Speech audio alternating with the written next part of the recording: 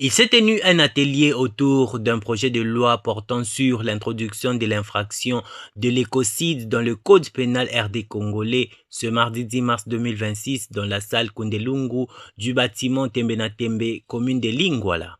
En effet, à la prochaine séance qui aura lieu dès la rentrée des vacances parlementaires ce 15 mars 2026 au Sénat de la RDC. À l'issue de cet atelier, juristes et sociétés civiles œuvrant dans le secteur environnemental se sont mis d'accord pour que la RDC présente l'écocide à l'international, plus précisément à la CPI. L'honorable Cédric Nguindu nous fait le point quant au bien fondé de sa démarche. Alors, j'ai été très honoré justement d'avoir été invité dans cet échange avec les acteurs de la société civile pour discuter sur une initiative qui est internationale, mais que moi j'ai portée au niveau national, celle de l'introduction de l'infraction d'écocide dans le code pénal congolais. Et les échanges se sont bien déroulés.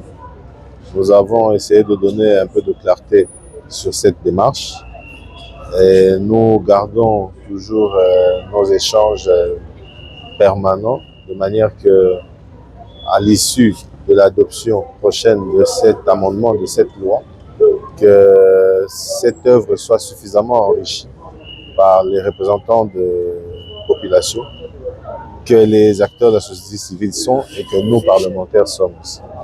Alors, c'est une initiative qui doit être répercutée de manière que nous puissions rester en contact pour tant soit peu vulgariser, sensibiliser, parce qu'il s'agit là d'introduire une infraction et aussi des sanctions qui vont dissuader certains acteurs sociaux, tant opérateurs économiques que personnalités politiques et n'importe quel civil, à s'abstenir de porter certains actes, de commettre certains actes nocifs à notre écosystème, nocifs à notre environnement, qui non seulement mettraient en mal les générations présentes, mais aussi sacrifieraient les générations futures.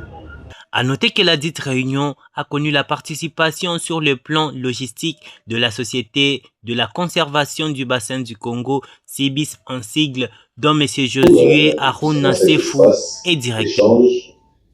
J'espère que c'est pas la dernière.